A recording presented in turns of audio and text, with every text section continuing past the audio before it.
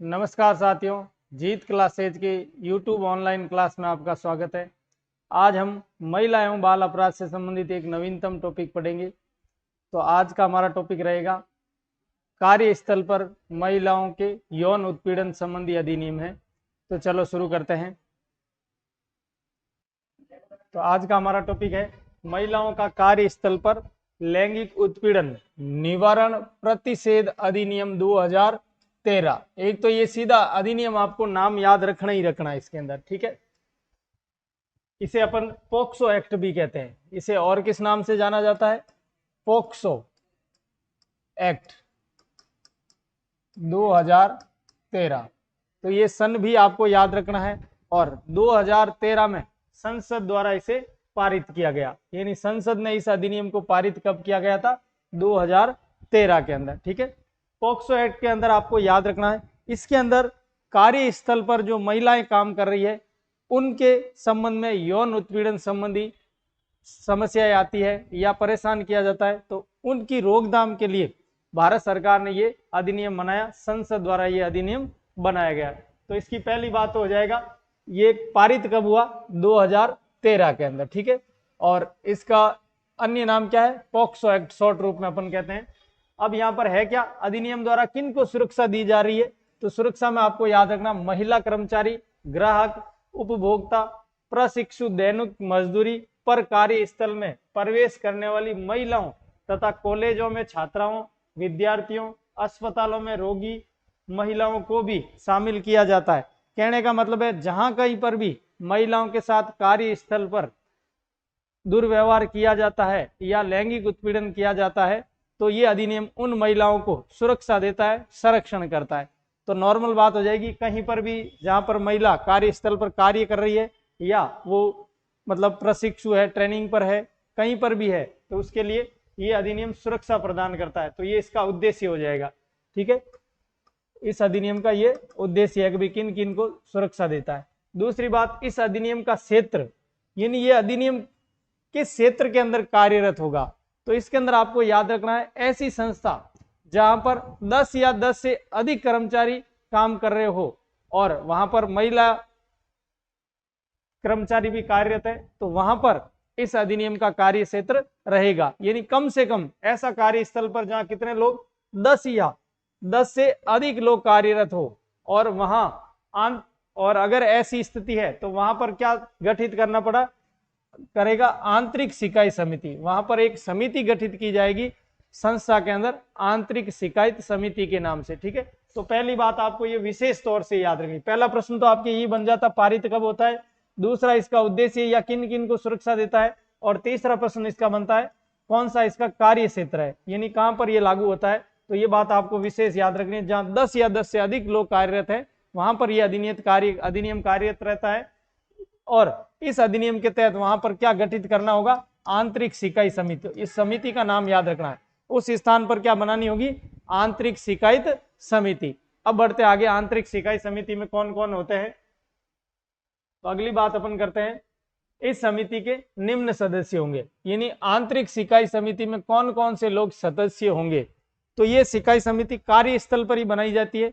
तो यहाँ पर इसका एक अध्यक्ष बनाई जाएगा जो महिला होगी और उस कार्यस्थल की वरिष्ठतम महिला होगी। यानी जहां पर 10 या 10 से अधिक लोग कार्यरत है उस संस्था के अंदर ही आंतरिक शिकायत समिति गठित होगी और उसी संस्था की वरिष्ठतम महिला है उसको यहाँ पर क्या बनाया जाएगा? अध्यक्ष बनाया जाएगा। तो ये बात आपको याद रखनी है कि इसके अंदर कौन होता है आंतरिक शिकायत समिति में? अध्यक्ष। तो ये याद रखना, कार्यस्थल पर कार्यरत वरिष्ठतम कौन सी महिला होगी? वरिष्ठतम महिला, ठीक है ना। ये तो हो जाएगी इसकी अध्यक्ष। सीधा प्रश्न यहां से भी बनता है कि कार्यस्थल पर या पॉक्सो एक्ट के तहत आंतरिक शिकायत समिति का अध्यक्ष कौन होता है? तो यहां पर आपको याद रखना है, कार्यस्थल पर कार्यरत वरिष्ठतम महिला इसकी क्या होगी? अध्यक्ष होगी। फिर अन्य सदस्यों की बात करें तो इनके अंदर और अन्य सदस्य कितने होंगे? 3 सदस्य। अध्यक्ष के अतिरिक्त कितने होंगे? 3 सदस्य, और जिसमें एक महिला अनिवार्य है, यानी अन्य सदस्यों में एक महिला होना भी जरूरी है। तो टोटल कितने सदस्य हो गए? 4 सदस्य। टोटल सदस्य की बात करें, कुल सदस्य कितने इसके अंदर? तो बताना है आपको 4। और आपसे पूछेगा अध्यक्ष के अतिरिक्त कितने सदस्य है? तो वो हो जाएंगे आपके 3। और अन्य सदस्यों में कौन होना अनिवार्य है, तो अन्य सदस्यों में एक महिला होना अनिवार्य है। इन तीनों बातों को आपको अच्छी तरीके से याद रखना है, यहां से भी आपके एक प्रश्न बनने की पूरी संभावना है। तो अभी तक यहां से 4-5 प्रश्न हो जाते हैं। पहला, इस अधिनियम का संसद में कब पारित हुआ। दूसरा, अधिनियम के अंदर आपको उद्देश्य क्या या किन को सुरक्षा। तीसरा प्रश्न बन जाता आपके इसका क्षेत्र कहाँ है और क्षेत्र के तहत कहां पर आंतरिक सिकाई समिति। चौथा प्रश्न, और आंतरिक सिकाई समिति में कौन कौन होते हैं। पांचवा प्रश्न। हर लाइन यहां से प्रश्न है, तो अच्छी तरीके से आपको याद करना है। फिर बढ़ते आगे, अगली बात याद रखनी नोट रूप में, पीड़ित महिला घटना के 3 माह तक समिति में शिकायत दर्ज करवा सकती है। यह बात आपको विशेष तौर से याद रखनी है। इसका मतलब क्या है कि अगर आप किसी भी महिला वहां पर यौन उत्पीड़न का शिकार हुई है, तो उस महिला को जिस दिन घटना घटित हुई है उस दिन से लेकर 3 माह के अंदर अंदर आंतरिक शिकायत समिति के समक्ष इस एक्ट के तहत शिकायत दर्ज करवानी होगी। यानी मान लीजिए महिला जिस दिन घटना हुई उस दिन डर जाती है और डरने से वो आगे कार्रवाई नहीं करती, शिकायत भी दर्ज नहीं करवाती है, तो कुछ दिनों बाद भी ये करवा सकती है। यानी कहने का मतलब है उसको कितना टाइम दिया गया, 3 माह के अंदर घटना के ये शिकायत दर्ज करवानी जरूरी होगी। ये बात भी आपको विशेष याद रखनी है। कितने माह के अंदर, पीड़िता 3 माह के अंदर आंतरिक शिकायत समिति के समक्ष शिकायत दर्ज करवा सकती है। फिर आगे है, आंतरिक समिति द्वारा शिकायत स्थानीय समिति को स्थानांतरित की जाएगी। यानी आंतरिक शिकायत समिति इसके बारे में जांच करेगी और बाद में ये शिकायत किसके पास भेजेगी, तो स्थानीय शिकायत समिति के पास में ये शिकायत आगे स्थानांतरित करेगी। कौन करेगी स्थानीय शिकायत समिति के पास में, तो वो करेगी आपके आंतरिक शिकायत समिति। अब बढ़ते हैं आगे, अगली है आपके स्थानीय शिकायत समिति। ठीक है, पहली तो हो गई आपके, विशेष याद रखना। देखो पहली कौन सी शिकायत समिति, आंतरिक शिकायत समिति। ठीक है, और इस आंतरिक शिकायत समिति के अंदर कहां पर गठित होगी, ये कार्यस्थल पर ही गठित होगी। और कार्यस्थल पर ही अगर महिला के साथ कुछ दुराचार हुआ है तो वो इस समिति के समक्ष अपनी शिकायत दर्ज कराएगी। इसके अंदर आपके कुल सदस्य हो जाएगा 1 अध्यक्ष प्लस 3 सदस्य, और इसका कार्य क्या हो जाएगा कि उस महिला की रिपोर्ट बनाकर या उसके साथ में जो कोई भी गलत काम है उसकी जांच करेगी, और जांच करने के बाद ये अपनी रिपोर्ट किससे सौंपेगी, स्थानीय शिकायत समिति को। किसको सौंपेगी, स्थानीय शिकायत समिति को आगे भेजेगी। ठीक है, अगली बात, स्थानीय शिकायत समिति का गठन कौन करता है, ये बात विशेष तौर से याद रखनी है। स्थानीय शिकायत समिति का गठन कौन करता है, जिला अधिकारी। कौन करता है, जिला अधिकारी। ठीक है, फिर आपको याद रखना इसके अंदर सदस्य कौन कौन होते हैं, तो इसके अंदर न्यूनतम एवं अनिवार्य सदस्य कितने होंगे, 4। देखो गठन तो करता है जिला अधिकारी, लेकिन इस स्थानीय शिकायत समिति के अंदर, स्थानीय शिकायत समिति के अंदर अनिवार्य सदस्य कितने होंगे, 4। अनिवार्य का मतलब इतने तो होने ही चाहिए। ठीक है, तो पहला तो कौन होगा इसके अंदर, एक तो हो जाएगा आपके जिला अधिकारी। एक कौन होगा, जिला अधिकारी। दूसरा कौन सा होगा, ब्लॉक स्तर का अधिकारी। और तीसरा कौन सा हो जाएगा आपके, उस संस्था का प्रधान। और चौथा कौन सा हो जाएगा, उस संस्था की एक सदस्य। उस संस्था का मतलब है कि जहां पर जिस कार्यस्थल या जिस संस्था के अंदर महिला के साथ दुराचार हुआ है, उसी संस्था का जो प्रधान है इस समिति का मेंबर होगा, और उस संस्था का एक सदस्य भी इस समिति का क्या होगा, मेंबर होगा। ये बात आपको विशेष तौर से याद रखनी है। पहली आंतरिक शिकायत समिति होगी इस अधिनियम के तहत, और दूसरी कौन सी है, स्थानीय शिकायत समिति। और स्थानीय शिकायत समिति का गठन कौन करता है, जिला अधिकारी करता है। और इनके अंदर अनिवार्य या न्यूनतम सदस्य कितने होते हैं, तो 4 है। उसके अंदर एक तो होगा जिला अधिकारी, एक ब्लॉक अधिकारी, एक उस संस्था का प्रमुख या उस संस्था का प्रधान, और एक हो जाएगा उस संस्था का अन्य सदस्य। तो ये हो गई, इस प्रकार से मिलकर किसका गठन हो गया, आपके स्थानीय शिकायत समिति का। इसके बाद में अगला लेते हैं अपन, इस समिति के अध्यक्ष समाज सेवा से जुड़ी प्रतिष्ठित महिला होगी। यानी जो ये स्थानीय शिकायत समिति है, स्थानीय शिकायत समिति की जो अध्यक्ष है वो कौन होगी, तो ये बात भी आपको विशेष रूप से याद रखनी नोट रूप में।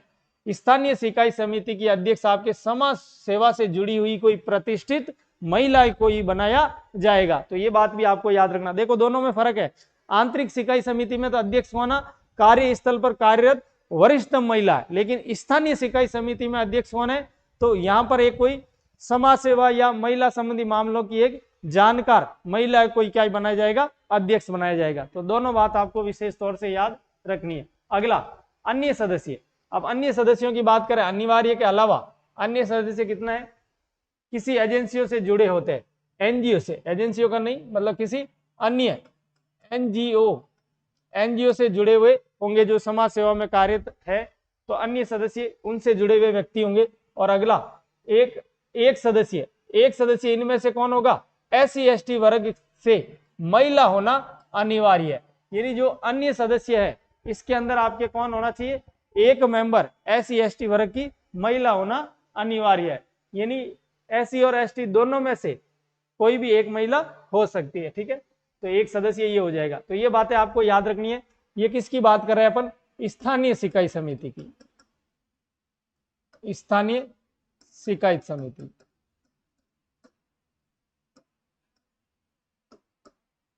और फिर आपको याद रखना है स्थानीय शिकायत समिति का गठन जिला स्तर पर किया जाता है, ठीक है। चलो इसके बाद में आगे बढ़ते हैं। इस समिति द्वारा यह निर्णय किया जाता है कि पीड़िता के साथ दुराचार हुआ है या हुआ है तो निम्न दंड दे सकती है। कौन सी समिति, स्थानीय शिकायत समिति, ये कार्य कर सकती है, निम्न दंड दे सकती है, ठीक है। यानी पहले तो शिकायत आंतरिक शिकायत समिति में दर्ज होगी, वो रिपोर्ट तैयार करके किसको सौंपेगी, स्थानीय शिकायत समिति को। और स्थानीय शिकायत समिति जांच के बाद तथ्यों के आधार पर अगर कोई व्यक्ति दोषी है तो उसको क्या करेगी, ये स्थानीय शिकायत समिति क्या देगी, दंड देगी। तो दंड की बात करें तो सबसे पहला पोक्सो एक्ट के तहत स्थानीय शिकायत समिति कौन सा दंड दे सकती है, दोषी पर 50,000 रुपए का जुर्माना लगा सकती है। तो पहला दंड तो क्या हो गया, 50,000 का जुर्माना अगर कार्यस्थल पर कोई व्यक्ति दोषी हुआ इस प्रकरण के अंदर पोक्सो एक्ट के तहत। फिर दूसरा है दोषी के वेतन वृद्धि व पदोन्नति पर रोक। तो यहाँ पर दूसरा डिसीजन ये भी इस स्थानीय शिकायत समिति द्वारा लिया जा सकता है कि उस कर्मचारी के, जो दोषी कर्मचारी है उसके लिए आपके वेतन वृद्धि पर रोक लगा दी जाए या फिर उसकी पदोन्नति पर भी क्या लगा दी जाए, रोक लगी जाए, प्रमोशन पर भी रोक लगा सकती है। तो ये बात हो गई आपके दूसरी। फिर तीसरा दंड क्या दे सकती है, अपराध सिद्ध नहीं होने पर चेतावनी देकर छोड़ दिया जाएगा। यानी अगर किसी महिला ने शिकायत दर्ज करवाई है पोक्सो एक्ट के तहत और उस पोक्सो एक्ट के तहत जांच के तहत उस शिकायत पर अपराध उस व्यक्ति के खिलाफ सिद्ध नहीं होता है, तो ऐसी स्थिति में उस व्यक्ति को क्या कर दिया जाएगा, छोड़ दिया जाएगा। फिर है दोषी व्यक्ति को नौकरी से बर्खास्त भी किया जा सकता है। यानी कड़ी से कड़ी सजा इसके तहत क्या है कि इस दोषी व्यक्ति को कार्यस्थल से क्या किया जा सकता है, बर्खास्त किया जा सकता है, हटा दिया जाएगा।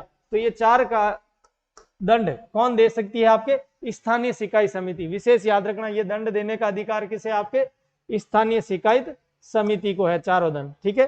फिर अगला 9, पीड़ित महिला समिति के निर्णय से संतुष्ट नहीं हो तो IPC, यहां पर आपको याद रखना है IPC 1860 की धारा, भारतीय दंड संहिता 1860 की धारा 354 के तहत क्रिमिनल मुकदमा भी दर्ज करवा सकती है। क्रिमिनल का मतलब है आपके केस भी दर्ज करवा सकती है, आपराधिक केस। तो ये बात आपको याद रखनी है।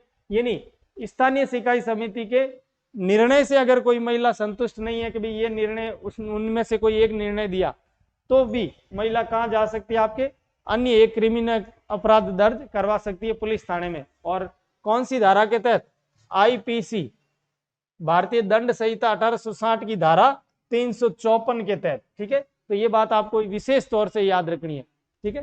धारा 354 अपन महिला संबंधी चीज में पहले पढ़ चुके हैं। उसके अंदर किसी महिला पर यौन उत्पीड़न हेतु किया गया या लज्जा भंग करने हेतु किया गया हमला, तो वो कहां पर है, आपके 354 में, लज्जा भंग हेतु किसी महिला पर किया गया हमला। तो ये बात आपको याद रखनी है, इसके तहत दंड का प्रावधान है। फिर अगली बात करते हैं। तो यहां तक कोई ज्यादा समस्या है नहीं। सबसे पहली बात इसका क्या हो गया, आपके उद्देश्य, पोक्सो एक्ट पारित कब, 2013। तीसरी बात स्थानीय शिकायत समिति। चौथी बात आपके ये आंतरिक शिकायत समिति। और पांचवा स्थानीय शिकायत समिति क्या क्या दंड दे सकती है, और इस दंड से आप संतुष्ट नहीं है तो IPC भारतीय दंड संहिता की धारा 1860 के तहत आप क्रिमिनल केस भी महिला दर्ज करवा सकती है। तो ये तो प्रावधान हो गया इस तरीके से सिस्टम। अब इसके बाद में आगे बढ़ते हैं। कौन सी धारा के तहत क्या क्या सिस्टम है, तो यहां पर आपको याद रखना है पॉक्सो एक्ट 2013 के तहत निम्न धाराएं हैं। कितनी धाराएं हैं? निम्न धाराएं हैं। तो पहली बात करें अपन धारा 9 पॉक्सो एक्ट की धारा, ये सारी अब किसकी धारा है? आईपीसी की धारा नहीं है। कौन से अधिनियम की धारा है? पॉक्सो एक्ट की धारा। तो पॉक्सो एक्ट की धारा 9 आपको याद रखनी है। कौन सी धारा है? धारा 9। तो इस धारा 9 के तहत महिला क्या करेगी? शिकायत दर्ज करवाएगी कार्यस्थल पर अगर उसके साथ में यौन उत्पीड़न हुआ या दुराचार हुआ है। तो ऐसी स्थिति में धारा 9 के तहत किसके पास शिकायत दर्ज करवाएगी? तो आंतरिक शिकायत समिति के पास। आंतरिक शिकायत समिति अपन पहले ही पढ़ चुके हैं, तो यहां पर आपको याद रखना है शिकायत कहां, धारा 9 के तहत क्या करेगी? शिकायत। और शिकायत करेगी कहां पर? आंतरिक शिकायत समिति के समक्ष। और घटना के कितने दिन के भीतर? घटना के 3 माह के भीतर उसको शिकायत दर्ज करवाना अनिवार्य है इस एक्ट के तहत। तो पहली बात आपकी हो जाएगी धारा 9 के अंदर शिकायत होगी कहां पर? आंतरिक शिकायत समिति। और घटना के कितने दिन बाद में?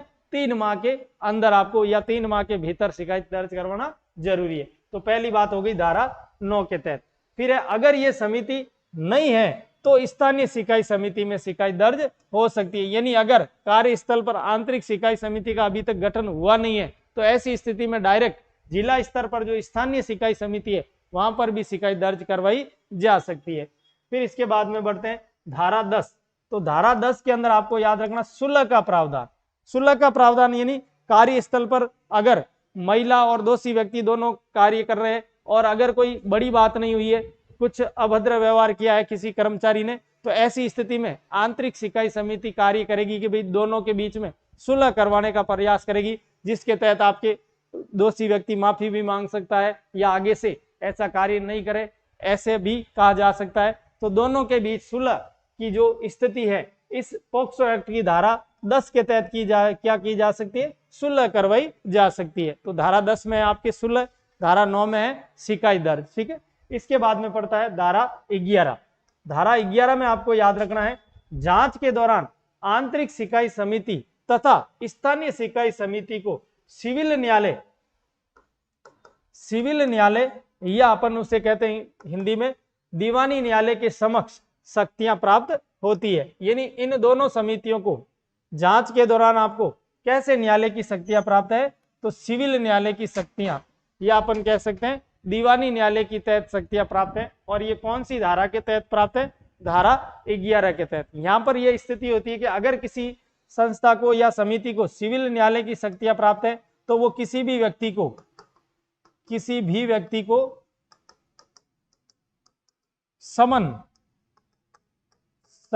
आदेश जारी कर पूछताछ के लिए अपने समक्ष बुला सकती है। वो व्यक्ति आने से इनकार नहीं कर सकता। अगर इनकार करेगा तो कोर्ट की अवमानना के तहत उसका दंड का प्रावधान किया गया है। तो पहली बात तो इस दीवानी न्यायालय की शक्ति के तहत ये क्या किया जा सकता है? किसी भी व्यक्ति को पूछताछ के लिए बुलाया जा सकता है। दूसरी, किसी भी संस्था से आवश्यक दस्तावेज यानी घटना से संबंधित कोई दस्तावेज है तो वो भी मंगवा सकता है। किस शक्ति का प्रयोग करते हुए? सिविल न्यायालय की शक्ति का प्रयोग करते हुए। तो सिविल न्यायालय की शक्ति जांच के दौरान कौन सी धारा पॉक्सो एक्ट के तहत प्राप्त है? धारा 11 के तहत। ठीक है, इसके बाद में आगे बढ़ते हैं धारा 12। धारा 12 के अंदर आपके लिखा है जज लंबित रहने पर महिला के अनुरोध पर निम्न सिफारिश कर सकता है। यानी जो न्यायाधीश है या जज है वो अगर मामला लंबित है यानी अभी जांच चल रही है तो ऐसी स्थिति में धारा 12 के तहत क्या कर सकती है? महिला के अनुरोध पर, किसके अनुरोध पर? महिला के अनुरोध पर निम्न सिफारिश कर सकती है। तो इसके अंदर आपको याद रखना महिला या प्रत्यक्षी व जिसके विरुद्ध शिकायत दर्ज हो इनमें से किसी एक का स्थानांतरण। यानी अब अगर महिला को लग रहा है कि मैं जिस कार्यस्थल पर कार्य कर रही हूं और दोषी व्यक्ति पर वही यहाँ पर शामिल है, अभी दोष सिद्ध नहीं हुआ, तो ऐसी स्थिति में महिला असहज महसूस नहीं करे इसलिए वो अन्य जगह ट्रांसफर का आवेदन कर सकती है या सिफारिश कर सकती है। दूसरी बात, पीड़ित महिला को 3 माह का अवकाश दिया जा सकता है। यानी अगर जिस महिला ने शिकायत दर्ज की है पॉक्सो एक्ट के तहत तो उस महिला को 3 माह के लिए अवकाश भी दिया जा सकता है। लेकिन ये कब करेगा? ऐसा डिसीजन जज कब देगा? धारा 12 के तहत। और किसके अनुरोध पर देगा? महिलाओं के अनुरोध पर, जिसके साथ महिला उत्पीड़न संबंधी कार्य हुआ है। ठीक है, तो धारा 12 में हो जाएगा आपके मामला लंबित रहने पर महिला के लिए सिफारिश है, और वो 2 सिफारिश है आपके, एक तो ट्रांसफर और एक दूसरी बात हो जाएगी आपके 3 माह का अवकाश। ठीक है, यानी यहाँ पर ट्रांसफर जरूरी नहीं है कि महिला का ही करे, उस दोषी व्यक्ति है या जिसके विरुद्ध आरोप लगा है उस व्यक्ति का भी ट्रांसफर किया जा सकता है। ये दोनों बातें आपको याद रखनी है धारा 12 के अंदर। धारा 12 में कितनी बातें? 12 में 1 और 2, तो 2 बातें आपको विशेष तौर से याद रखनी है। फिर धारा 13 में है जांच रिपोर्ट। धारा 13 में क्या आपके? जांच रिपोर्ट, यानी जो आंतरिक सिकाई समिति के पास रिपोर्ट आई है, शिकायत आई है, उसकी जांच की, और जांच की रिपोर्ट क्या आई है, तो आंतरिक सिकाई समिति को जांच रिपोर्ट 10 दिन के भीतर नियोजक या जिला अधिकारी को सौंपनी होगी। तो ये बात आपको याद रखनी है कि धारा 13 के तहत, कौन सी धारा के तहत? धारा 13 के तहत आंतरिक सिकाई समिति को जांच रिपोर्ट कितने दिन में सौंपनी है? 10 दिन के अंदर। ये बात विशेष याद रखनी है। आंतरिक सिकाई समिति जांच की रिपोर्ट कितने दिन के अंदर सौंपेगी? तो वो है आपको 10 दिन के अंदर। किसको सौंपेगी? ये भी बात आपको याद रखनी है, नियोजक या जिला अधिकारी, नियोजक या जिला अधिकारी को। ठीक है, तो ये बात आपको विशेष तौर से याद रखनी है कि आंतरिक सिकाई समिति धारा 13 के तहत जांच रिपोर्ट 10 दिन के भीतर किसे सौंपेगी? नियोजक या जिला अधिकारी को सौंपनी होगी। इसके बाद में आगे बढ़ते हैं। दोष सिद्ध होने पर अपराधी पर नियोजक या जिला अधिकारी 60 दिन के भीतर कार्रवाई करेगा। यानी जिसके पास रिपोर्ट आई है, जांच रिपोर्ट आई है, और उसके अंदर वो व्यक्ति दोषी पाया जाता है, तो ऐसी स्थिति में 60 दिन के अंदर दंड देने का प्रावधान कौन करेगा? अपराधी को नियोजक या जिला अधिकारी। कौन करेगा? नियोजक या जिला अधिकारी। तो ये बात आपको विशेष तौर से याद रखनी है, दोनों बातें। ठीक है, फिर बढ़ते आगे। अगली बात है आपके धारा 14। पॉक्सो एक्ट की धारा 14 ये कहती है कि अगर किसी महिला ने द्वेषपूर्ण भावना से किसी कर्मचारी के खिलाफ आरोप लगाया है, तो ऐसी स्थिति में सूचना झूठी पाए जाने पर, शिकायत झूठी पाए जाने पर उस महिला के विरुद्ध सेवा नियमों के तहत कार्यवाही की जाती है। यह भी आपको याद रखना। धारा 14 में क्या है? आपके मिथ्या या आपके झूठी शिकायत दर्ज करने पर महिला के विरुद्ध भी क्या हो सकती है? सेवा नियमों के तहत कार्रवाई की जा सकती है। तो ये कौन सी धारा में है? पॉक्सो एक्ट की धारा 14 के अंदर। ठीक है, फिर है आपके धारा 19। धारा 19 के तहत किसके कर्तव्य है? नियोजक के कर्तव्य। नियोजक का मतलब है कि जो आपके कार्यस्थल पर नियोजन करता है, कर्मचारियों को सम्मिलित करता है, भर्ती करता है, नियोजक उसे कहेंगे। जो संस्था है, उस संस्था का प्रमुख कौन है? हेड कौन है? तो नियोजक के क्या क्या कर्तव्य है उस संस्था के अंदर या कार्यस्थल पर, इसका उल्लेख कहां पर ले रखा है? पॉक्सो एक्ट की धारा 19 के तहत। और अगला है धारा 20 के तहत। धारा 20 के तहत किसके कर्तव्य है? जिला अधिकारी के कर्तव्य। किसके कर्तव्य दे रखे हैं? जिला अधिकारी के कर्तव्य। तो ये बात हो जाएगी आपके किस एक्ट के तहत? पॉक्सो एक्ट के तहत। इसके बाद में इसी अधिनियम को आपको वापस थोड़ा सा मैं रिवाइज करवा देता हूं, थोड़ी सी मेन बातें ध्यान रखना है।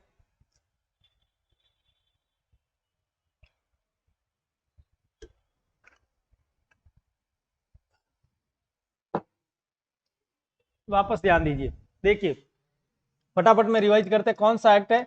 POCSO act 2013। 2013 संसद द्वारा कब पारित हुआ था? 2013। उद्देश्य क्या है? कार्यस्थल पर महिलाओं को यौन उत्पीड़न से संरक्षण प्रदान करना। फिर दूसरी बात हो जाएगी, इसके तहत कार्य क्षेत्र क्या हो जाएगा? तो आपको याद रखना है 10 या 10 से अधिक कर्मचारी जहां पर भी कार्यरत है, जहां पर महिला कर्मचारी भी है, ऐसी स्थिति के अंदर वहां पर आंतरिक शिकायत समिति का गठन किया जाएगा। किसका गठन होगा? आंतरिक शिकायत समिति का गठन किया जाएगा। फिर अपन इस आंतरिक शिकायत समिति की बात करें तो आंतरिक शिकायत समिति के अंदर एक होगी आपके अध्यक्ष, जो उस कार्यस्थल पर काम करने वाली क्या होगी? वरिष्ठतम महिला। तो एक हो जाएगी अध्यक्ष जो वरिष्ठतम महिला होगी। फिर दूसरी बात याद रखनी, कितने मेंबर और होंगे?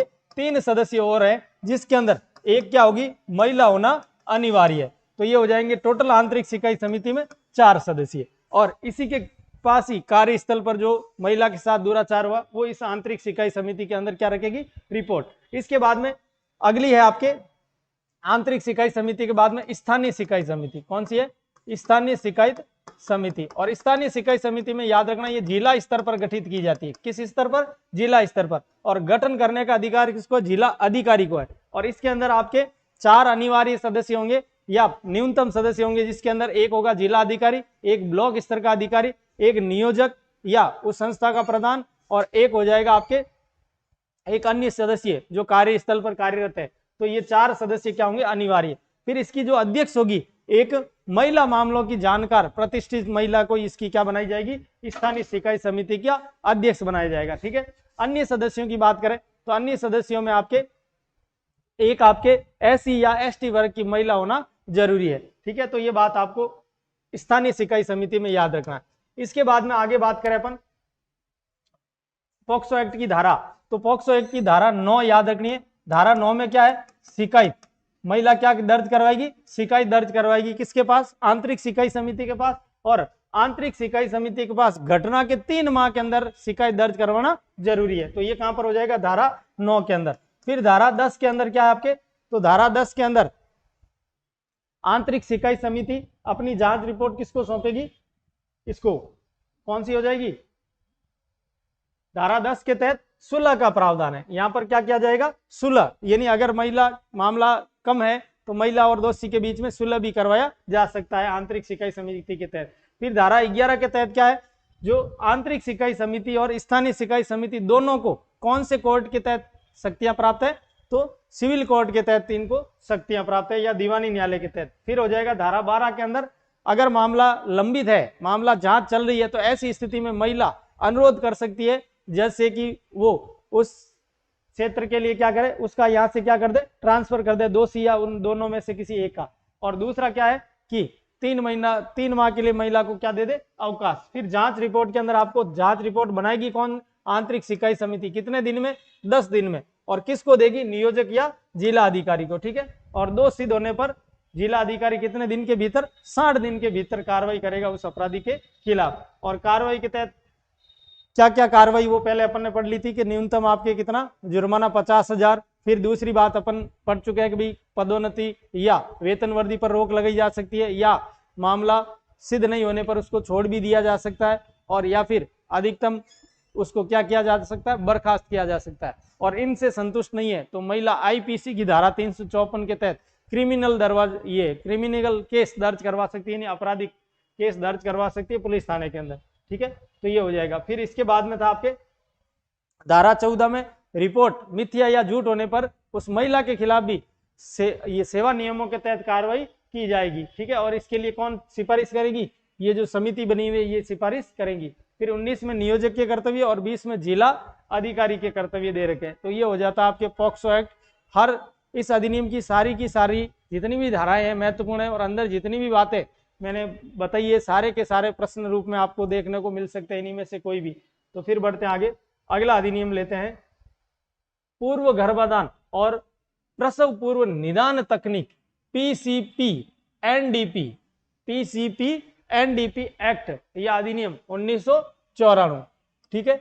और इस अधिनियम के तहत नाम से ही पता चल रहा है, पूर्व गर्भाधान और प्रसव पूर्व निदान तकनीक, यानी प्रसव से पूर्व ही उसका लिंग परीक्षण करना क्या माना गया, इस एक्ट के तहत अपराध माना गया। इसकी रोकथाम के लिए ये अधिनियम बनाया गया है। और इस अधिनियम को संसद द्वारा पारित कब किया गया, तो पारित में आपको याद रखना 1994 में। और लागू कब हुआ था, 1 जून 1996 में। दोनों बातें आपको याद रखनी है, पारित 1994 में हुआ, लेकिन पूरे भारत में लागू कब हुआ, 1 जून 1996 को लागू हुआ था। ठीक है। फिर इसका उद्देश्य क्या है, ये भी विशेष तौर से याद रखना। इसके उद्देश्य 2 है। देखो, कन्या भ्रूण हत्या को गिरते हुए लिंगानुपात को रोकने के लिए इस अधिनियम के तहत पंजीकृत, देखिए वापस क्या है उद्देश्य, कन्या भ्रूण हत्या, एक तो इसकी रोकथाम और एक गिरते हुए लिंगानुपात को रोकने के लिए इस अधिनियम को बनाया गया है। ठीक है।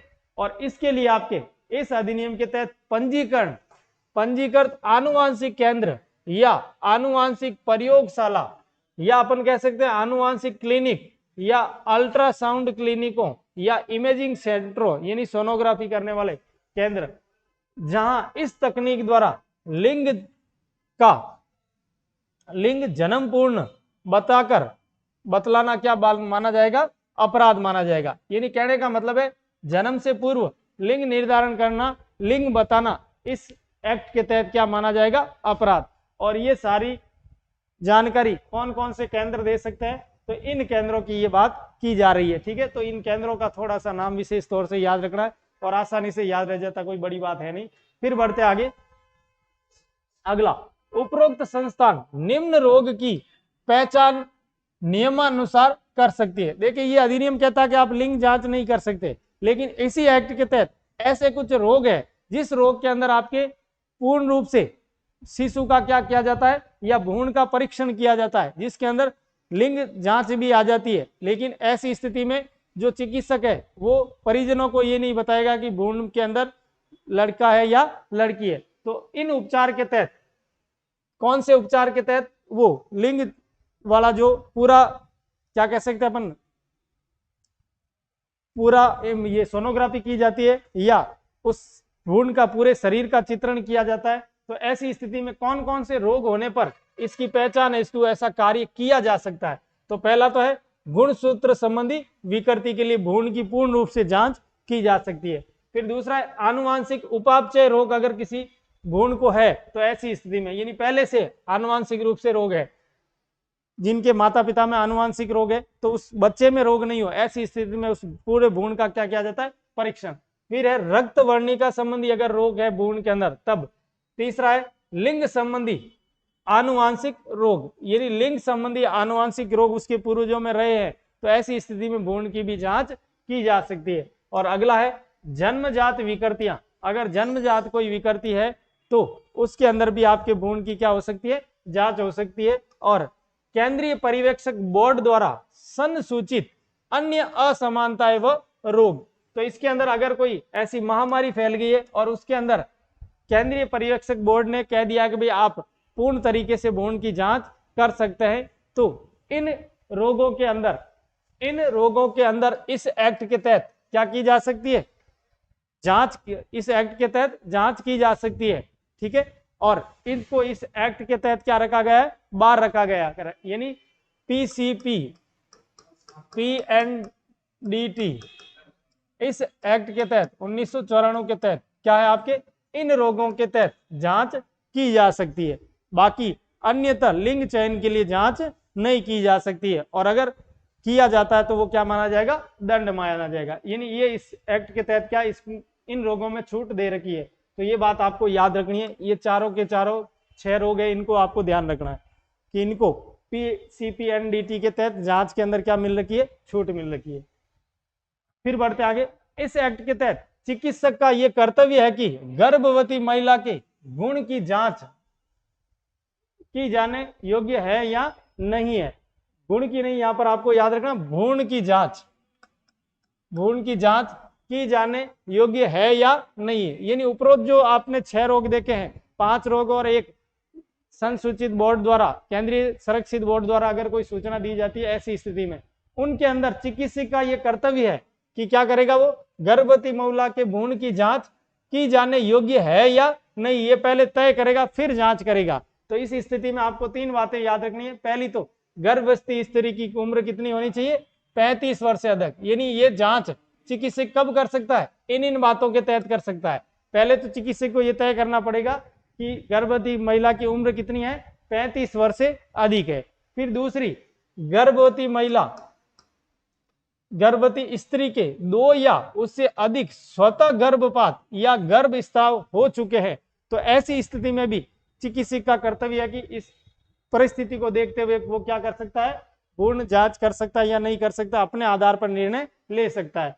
फिर है दवाओं व रसायनों से गर्भवती स्त्री के संक्रमण फैलता है, अगर कोई दवा अपन कह सकते ना साइड इफेक्ट कर देती है, तो ऐसी स्थिति में पूर्ण भ्रूण की क्या की जा सकती है, जांच की जा सकती है। इस आधार पर चिकित्सक ऐसा कार्य कर सकता है। फिर अगला है नंबर 4 पर, गर्भवती स्त्री या उसके पति का मानसिक मंदता जैसी किसी शारीरिक विकार या पारिवारिक आनुवांशिक बीमारी है, तो ऐसी स्थिति में भी चिकित्सक आपके उस भ्रूण की जांच कर सकता है पूर्ण रूप से।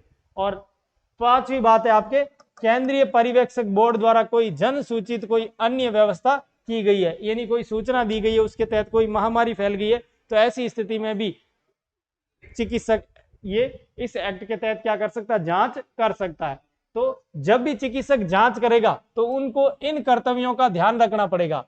ये जो कर्तव्य, इन सब कर्तव्यों को ध्यान में रखते हुए ही वो भ्रूण की आपके जांच कर सकता है। तो इन बातों को आपको विशेष तौर से ध्यान रखना है, ठीक है। फिर बढ़ते आगे, देखो यहाँ पर इनको देखकर जांच कर सकता है। और पहले जो अपन ने बात ली, इनके अंदर है कि इन रोग के दौरान, यानी ऐसे रोग किसी भ्रूण के अंदर है, तो ऐसी स्थिति में भी चिकित्सक क्या कर सकता है, जांच कर सकता है भ्रूण की, ठीक है। फिर बढ़ते आगे, अगला, इस अधिनियम के तहत प्रसव पूर्व लिंग जांच पर रोक लगा दी गई है तथा नियम का उल्लंघन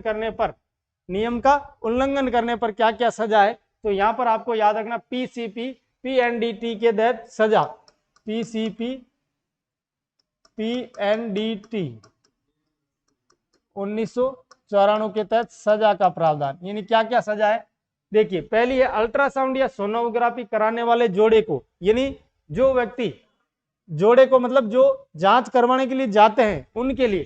फिर दूसरा है जांच करने वाले डॉक्टर या लैब कर्मी, यानी इसके तहत अगर कोई लिंग चयन का जांच करता है, भ्रूण की जांच करता है और लिंग संबंधी जांच की जानकारी देता है, तो जो लोग जांच करवाने के लिए जाते हैं प्लस जिसने जांच की है, डॉक्टर या लैब कर्मी, उन दोनों के अपराधी होने पर सजा का प्रावधान है पीसीपी पीएनडीटी एक्ट के तहत। और कितनी सजा है आपके, 3 साल से 5 साल तक सजा का कितना प्रावधान है, 3 साल से लेकर 5 साल तक की सजा और 10,000 से लेकर 50,000 तक के जुर्माने का प्रावधान किया गया है। किस एक्ट के तहत, पीसीपी पीएनडीटी एक्ट के तहत ऐसा प्रावधान किया गया है। फिर है, इस अधिनियम को संशोधन द्वारा 2003 में नाम परिवर्तित कर दिया। यह भी बात याद रखना है कि पीसीपी पीएनडीटी 1994 का नाम परिवर्तन संशोधन करके कब किया गया, तो इस अधिनियम में संशोधन करके 2003 में इसका नाम परिवर्तित कर दिया। और अब इसका नया नाम क्या है, ये नया नाम भी याद रखना है, गर्भधारण पूर्व और प्रसव पूर्व निदान तकनीक का लिंग चयन प्रतिषेध अधिनियम। ये याद रखना है, गर्भधारण पूर्व और प्रसव पूर्व निदान तकनीक कोष्टक में लिंग चयन प्रतिषेध अधिनियम 1994 नवीनतम नाम इसका कर दिया गया है। तो ये नाम भी आपको याद रखना है। इस नाम के अनुसार ही ये परिवर्तन कब किया गया, 2003 के अंदर संशोधन करके किया गया है। तो ये एक्ट भी हो गया आपके पीसीपी पीएनडीटी एक्ट, यानी गर्भ पूर्व निदान तकनीक भ्रूण की। इसके बाद आगे बढ़ते हैं, अनैतिक देह व्यापार रोकथाम अधिनियम 1956। तो ये अधिनियम, एक तो आपको सीधा याद रखना है कि ये अधिनियम कब पारित किया, 1956 में। अनैतिक देह व्यापार रोकथाम अधिनियम 1956 संसद द्वारा पारित कब हुआ था, 1956 में। फिर इस अधिनियम के तहत 18 वर्ष का कोई भी व्यक्ति नाबालिग है, यानी 18 वर्ष तक की आयु का व्यक्ति क्या कहलाएगा, नाबालिग। और उसके बाद में 18 वर्ष के बाद में क्या हो जाता है, बालक बालिग हो जाता है। तो किस एक्ट के तहत, अनैतिक देह व्यापार रोकथाम अधिनियम के तहत। फिर है उद्देश्य, वेश्यावृत्ति के उद्देश्य से महिलाओं और लड़कियों की तस्करी की रोकथाम हेतु इस अधिनियम का उद्देश्य क्या है, महिलाओं और लड़कियों की वेश्यावृत्ति हेतु तस्करी की रोकथाम के लिए अधिनियम लाया गया। कब लाया गया, 1956 के अंदर संसद द्वारा। फिर 1986 में इसे संशोधन करके नया नाम, अब इसका नया नाम क्या, ये भी याद रखना है, कब संशोधित किया, 1986 में। और नया नाम है अनैतिक व्यापार दमन अधिनियम। अनैतिक व्यापार दमन अधिनियम कर दिया गया है। कब किया गया है ये, 1986 में संशोधन करके, ठीक है। तो नॉर्मल रूप से ये याद रह जाएगा। इसके बाद में आगे बढ़ते हैं, इस अधिनियम के तहत निम्न कार्य अपराध होंगे। इस अधिनियम के तहत निम्न कार्य अपराध होंगे। तो पहला तो क्या है इसके अंदर, बच्चे या नाबालिग की वेश्यावृत्ति से कमाई करने वाले व्यक्ति को सजा, यानी अनैतिक व्यापार के तहत किसी बच्चे या नाबालिग से वेश्यावृत्ति का कार्य करवाया जाता है किसी व्यक्ति द्वारा, तो उसके लिए सजा का प्रावधान क्या है, न्यूनतम सजा तो कितनी है 7 वर्ष और अधिकतम सजा कितनी है 10 वर्ष। तो ये बात आपको याद रखनी है इस अधिनियम के तहत। पहली बात, ठीक है, किन के लिए है, तो बच्चे या नाबालिग से वेश्यावृत्ति की कमाई पर कोई व्यक्ति कार्य करता है तो ऐसे व्यक्ति के लिए सजा का प्रावधान है न्यूनतम 7 वर्ष और अधिकतम कितनी है 10 वर्ष। फिर है इसी एक्ट की धारा 366 क के तहत, इस अधिनियम की धारा 366 क के तहत यदि कोई व्यक्ति 16 वर्ष से कम उम्र की लड़की को बेला फुसलाकर अनैतिक कार्य करता है या करने को मजबूर करता है तो निम्न सजा का प्रावधान है। तो ऐसी स्थिति में कितनी सजा का प्रावधान है 10 वर्ष तक का जुर्माना। यहां पर आपको याद रखना है 10 वर्ष कैद व जुर्माना, यानी दोनों सजाएं साथ साथ में है। 10 वर्ष कैद व जुर्माना दोनों साथ में दिया जाएगा। कब, अगर कोई व्यक्ति 16 वर्ष से कम उम्र की लड़की को बेला फुसला कर अनैतिक कार्य करता है या उसको ऐसा कार्य करने के लिए मजबूर करता है तो उनके लिए धारा 366 क के तहत सजा का प्रावधान किया गया है। फिर बढ़ते हैं आगे, धारा 366 ख, तो इसके अंदर 366 ख में आपको याद रखना है विदेशी लड़की का आयात कर वेश्यावृत्ति करवाना, यानी विदेशी लड़की का आयात करके वेश्यावृत्ति की जाती है तो इस अधिनियम की धारा 366 ख के तहत 10 वर्ष तक की कैद व जुर्माने का प्रावधान है। ठीक है, फिर आपको याद रखना है धारा 372 और धारा 372 में आपके वेश्यावृत्ति हेतु बच्चों को बेचना जिनकी आयु कितनी हो 18 वर्ष से कम हो तो इसके तहत यह अपराध माना जाएगा धारा 372 के तहत। और धारा 373 के तहत क्या है, वेश्यावृत्ति हेतु बच्चे को खरीदना, वो भी कितनी आयु से कम 18 वर्ष से कम आयु की बालक या बालिका को। और इस अधिनियम की धारा 372 और 373 के तहत दोषी व्यक्ति को सजा का प्रावधान कितना है 10 वर्ष कैद। यहां पर आपको याद रखना, देखिए धारा 366 क, फिर है धारा 366 ख, फिर है 372 और 373, इन सब धाराओं के तहत आपको याद रखना है सजा का प्रावधान कितना है 10 वर्ष कैद, दोषी को 10 वर्ष कैद प्लस जुर्माने का प्रावधान, प्लस क्या है जुर्माना। इन चारों धाराओं के तहत यही सजा है आपके।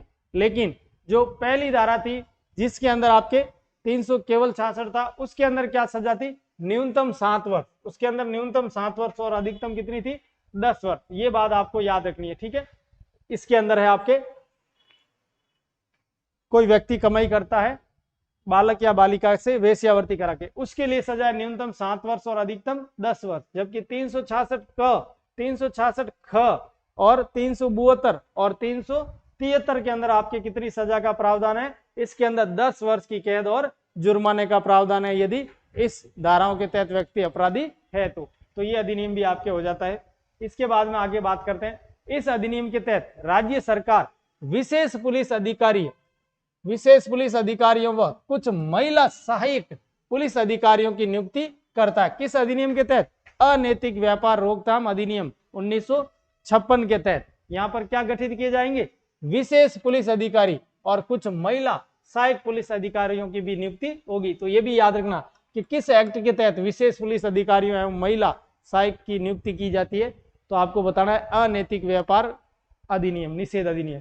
फिर दूसरा, दोषी व्यक्ति को विशेष पुलिस अधिकारी या उसके निर्देश पर बिना वारंट के, ये भी याद रखना विशेष तौर से, बिना वारंट के गिरफ्तार किया जा सकता है तथा उस स्थान की तलाशी भी ली जा सकती है जहां पर ऐसा देह व्यापार संबंधी कार्य हो रहा है, अनैतिक कार्य हो रहा है। तो ऐसी स्थिति में जो विशेष पुलिस अधिकारी है उसके निर्देश पर बिना वारंट के भी वहां पर सर्च किया जा सकता है और गिरफ्तारी भी की जा सकती है। तो ऐसा कौन से अधिनियम के तहत किया जा सकता है, तो अनैतिक देह व्यापार निषेध अधिनियम 1956 के तहत। फिर है वेश्यागृह को बंद करना, मजिस्ट्रेट सार्वजनिक स्थान के 200 मीटर के दायरे में वेश्यावृत्ति वाले स्थान को 7 दिन का नोटिस देकर उसको क्या कर सकता है, बंद करने का आदेश जारी कर सकता है। और ये आदेश कौन जारी कर सकता है, मजिस्ट्रेट।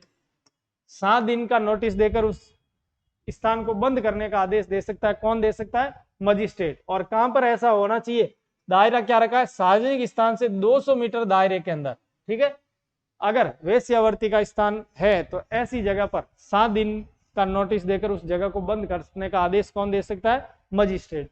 फिर आगे बढ़ते, संरक्षण गृह में रखने हेतु आवेदन। संरक्षण गृह का मतलब है इन वेश्यावृत्तियों के अंदर जो बालक बालिकाएं हैं उनको बाहर निकालकर उनको संरक्षण दिया जाता है। तो ऐसी स्थिति में आवेदन कैसे होगा, तो कोई व्यक्ति या महिला वेश्यावृत्ति के धंधे में लिप्त है तो या मजबूरन ऐसा कार्य करती है तो मजिस्ट्रेट को आवेदन करके न्यायिक सुरक्षा व संरक्षण गृह में रखने का आवेदन कर सकती है। यानी अगर कोई बालक या बालिका अनैतिक व्यापार के धंधे में लिप्त है या महिला लिप्त है तो वो मजिस्ट्रेट के समक्ष आवेदन करके न्यायिक सुरक्षा की भी मांग कर सकती है और संरक्षण गृह में रखने हेतु भी मांग कर सकती है। तो ये इस एक्ट के तहत प्रावधान किए गए हैं। इसके बाद में है अगला अधिनियम है आपके मानव तस्करी, मानव तस्करी रोकथाम सुरक्षा पुनर्वास बिल विधेयक 2018। ये विधेयक है, पारित नहीं हुआ है, केवल विधेयक की बात करें तो लोकसभा में महिला एवं बाल विकास मंत्रालय द्वारा 18 जुलाई 2018 को यह बिल विधेयक पेश किया गया था संसद के अंदर। कहां पर पेश किया था, संसद में, और सबसे पहले पेश कहां हुआ था, लोकसभा के अंदर, ठीक है। इस बिल में सभी तरीकों से तस्करी की जांच करने के लिए और तस्करी पीड़ितों के बचाव के लिए सुरक्षा व पुनर्वास के नियम स्थापित करने का प्रावधान है। यानी ये लोकसभा में रखा गया है बिल, किसके द्वारा, महिला एवं बाल विकास मंत्रालय द्वारा 2018 में। और इसके बिल के तहत मेन बात क्या है कि तस्करी की जांच करने के लिए और तस्करी पीड़ितों के बचाव, सुरक्षा व पुनर्वास के लिए नियम स्थापित करने का प्रावधान किया गया है। तो ये बात भी इसकी अधिनियम के तहत थोड़ी याद रखनी है, मानव तस्करी रोकथाम सुरक्षा पुनर्वास बिल 2018। इसके बाद में अगली बात करते हैं न्यूनतम मजदूरी अधिनियम 1948, न्यूनतम मजदूरी अधिनियम 1948। और इसके तहत क्या है, महिला व पुरुष के समान न्यूनतम मजदूरी में भेद भाव की अनुमति ये अधिनियम नहीं देता है। यानी न्यूनतम जो मजदूरी है, न्यूनतम कितनी मजदूरी दी जानी चाहिए, उसके अंदर महिला और पुरुष के साथ आपके भेदभाव नहीं किया जाएगा। ये कब है, अधिकतम मजदूरी में नहीं है, न्यूनतम मजदूरी में महिला और पुरुष के साथ भेदभाव नहीं होगा, न्यूनतम मजदूरी अधिनियम 1948 के तहत। फिर इसके तहत है कारखाना अधिनियम 1948। अगला अधिनियम कौन सा है, कारखाना अधिनियम 1948। तो यहां पर आपके याद रखना है अगला अधिनियम है कारखाना खान अधिनियम 1952। तो इन दोनों अधिनियम के तहत महिला को, ये बात विशेष तौर से याद रखनी, महिला को शाम 7 बजे से सुबह 6 बजे तक कारखानों में कार्य करने पर रोक लगाना तथा काम के दौरान उसकी सुरक्षा कल्याण का भी ध्यान रखना अनिवार्य है। कौन से अधिनियम के तहत, खान अधिनियम 1952 और कारखाना अधिनियम 1948 के तहत। विशेष बात आपके ये है कि इन दोनों अधिनियम के तहत महिला को कारखाने में शाम 7 बजे से सुबह 7 बजे तक कारखाने में कार्य करने पर क्या लगाता है, रोक लगाता है। और काम के दौरान भी इससे पहले, यानी शाम 7 बजे से पहले अगर महिला कार्यरत है वहां पर, तो उसकी सुरक्षा के और कल्याण के लिए भी ध्यान रखना उस संस्था का क्या है, कर्तव्य है, या अनिवार्य रूप से ऐसा कार्य करेगी। तो ये अधिनियम कौन सा हो जाएगा आपके, कारखाना अधिनियम 1948 और खान अधिनियम 1952। एक बात आपको ये भी याद रखना, भारत में स्वतंत्रता से पूर्व, भारत में स्वतंत्रता से पूर्व प्रथम कारखाना अधिनियम 1881 में बना था। विशेष तौर से याद रखना कब बना था, 1881 में। और किस गवर्नर जनरल के समय, लॉर्ड रिपन के समय। किसके समय बना था, लॉर्ड रिपन उस समय वाइस राय थे, उसके समय यह एक्ट बनाया गया भारत में स्वतंत्रता से पूर्व सबसे पहले 1881। ये बात विशेष तौर से याद रखनी है। फिर इसके बाद में तो हो जाएंगे आपके न्यूनतम मजदूरी अधिनियम 1948, कारखाना अधिनियम 1948 और खान अधिनियम 1952। और इसके तहत ये बात विशेष तौर से याद रखनी, शाम 7 बजे से लेकर सुबह 6 बजे तक महिलाओं को कार्यस्थल पर मजदूरी के लिए नहीं रखा जाएगा, उनसे काम नहीं करवाया जाएगा कारखाने के अंदर। तो ये हो जाएगा आपके, ये भी एक्ट। इसके बाद में है आपके बच्चों से संबंधी अपराध है, उनको अपन नेक्स्ट टॉपिक में पढ़ेंगे। यहाँ तक आपको इन अधिनियमों के अंदर सारी बातें ध्यान रखनी है, जो मेन बातें थी उसी को मैंने यहाँ पर शामिल किया है। तो हर बात आपके लिए महत्वपूर्ण है, क्योंकि यहाँ से हर लाइन आपके लिए इंपॉर्टेंट हो जाती है और प्रश्नों की संख्या हर लाइन से देखने को मिल सकती है, क्योंकि मैटर कम है और प्रश्नों की संख्या यहाँ से ज़्यादा है, इसलिए आपको विशेष तौर से याद रखना है। फिर मिलेंगे नए टॉपिक के साथ। धन्यवाद।